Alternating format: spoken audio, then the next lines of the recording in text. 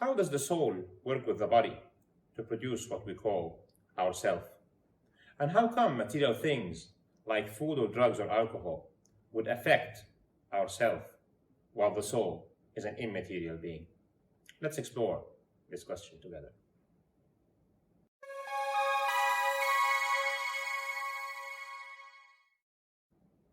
Good day, everyone. Who are we? Are we the immaterial soul or the material body, or both together? What is the self? Well, in short, the answer is who I call myself is the resultant of both my soul living my experience as a body. Let's picture this. Remember this interesting movie, Avatar, where you have this alien planet Pandora having this alien blue species called the Na'vi, and then you have a hero who wants to live among the Na'vi and live their experience and understand their culture.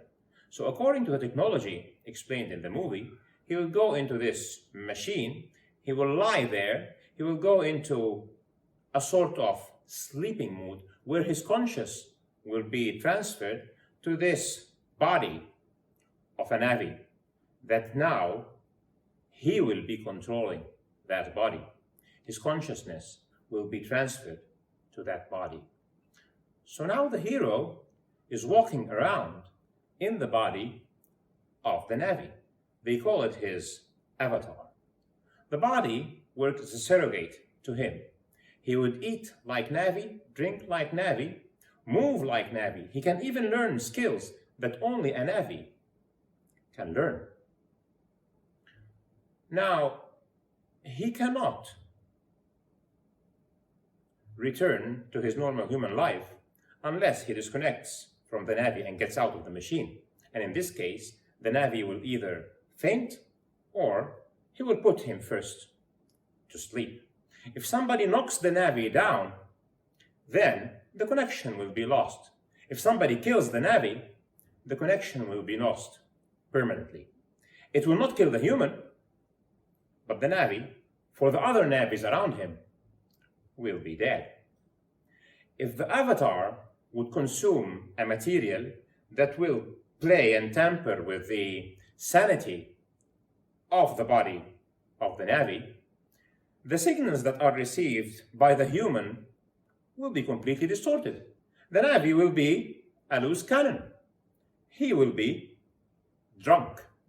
If he gets a drug that will make him lose consciousness, then the human will lose connection to the Na'vi world. When the human disconnects from the Na'vi, it is like the human waking up. The avatar with the human consciousness in him is a new self for the human, because the resulting product is a human soul in the body of a Na'vi. He has skills that humans do not have. He has understanding that humans do not have. He has a culture that humans cannot have. So our self is this soul running this test in this life, in this body. The resultant is the point of balance between both. It is our choice whether to enforce our bodily nature, our living animalistic nature, or we enforce our spiritual nature. And the way to enforce this spiritual nature is by following the guidance coming from its creator. In this guidance, we will learn things like fasting, like saying, no, I will not eat or drink today. We will learn things like paying alms and giving charity. The self will learn how to be selfless in terms of being materialistic. When you teach the self to be selfless, you're teaching it to let go of its dense and heavy connection to the earthly life. You're enforcing your spirit. When we go to sleep at night, the connection between the soul and the body is very weak. The soul will have its own experience away from the body, and the body will keep experiencing its world in a very diluted consciousness level. When we wake up, we do not remember what happened to the material body during the sleep, except very faint memories. And we cannot even remember the experience that the soul had while dreaming, because the memory in the brain is very subtle during sleeping. It does not record the experience of the soul that it is not connected to, except with a very subtle connection. And it also is not recording the physical experience, because the soul does not give the body the consciousness needed to feel everything around. You will only wake up if there is a big shock to your body. So you wake up. A loud noise, somebody pushing you, or just that the soul has had enough rest, so it comes back and you wake up on your own. Otherwise, you might need an alarm bell to wake you up. So what happens when you intentionally intoxicate your body? You drink alcohol or you drink a drug that will completely interfere with your brain. It will destroy your reasoning. The brain will be sending nonsense to the soul. So the real person, your soul, is not anymore in control of yourself. Your body is a loose cannon. It can hurt itself, it can hurt others. We are not accountable for what we do when we are sleeping or unconscious, but we are accountable in front of God and in front of the law for what we do when we are drunk, because we intentionally caused ourselves to be drunk. Now, those who do not live with God's guidance, those who make their life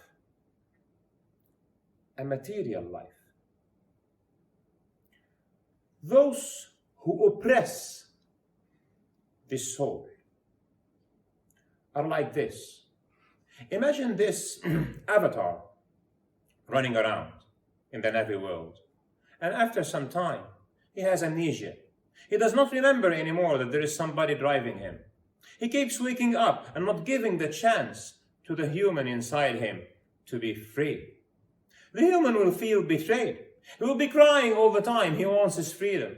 He wants to return to his real world.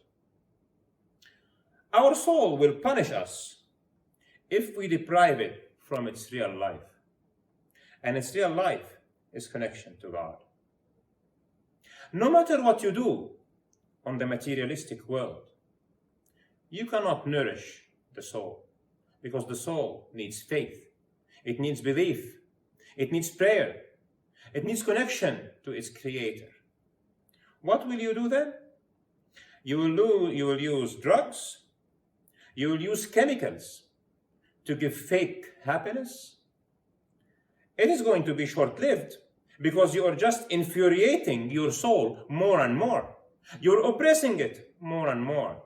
You will make it hate you. Essentially, you will be hating yourself. And once the effect of the drug or the alcohol or whatever kind of ecstasy that you put yourself in goes away, you will be even more miserable. You will need a higher dose. Some people would escape from their own selves by drowning themselves in work.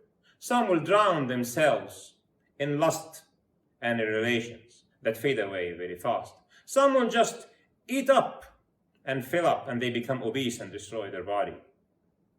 But no matter what kind of materialistic sedation you do to yourself, your soul will not be tricked. It's a life of misery and unhappiness. Some people would escape to building a circle of other people who do not believe that they have a soul. They will comfort each other by telling each other these lies in a circle of self-enforcement and reassurance.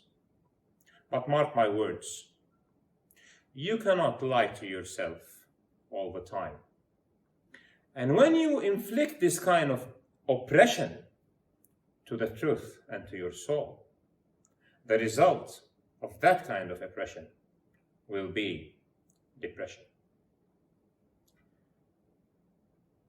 When you kill your soul by burying it under the material world, it will punish you. There will be a continuous sense of worrisome, horror from death, and no real happiness in life. In the final message to the humankind, God says this in the Quran. And we break down of the Quran what is healing and mercy to the believers. But it adds not to the oppressors but it adds nothing to the oppressors except loss. It's really wonderful how he uses the word oppressors, because the opposite of belief, which is disbelief, is the ultimate oppression to oneself. I wish that everyone who's listening to this message will share it with the many ones around him who are oppressing themselves. But first, set your own soul free. Give it its food, connect it to its creator, and live by God's guidance. Thank you for listening, and see you again soon.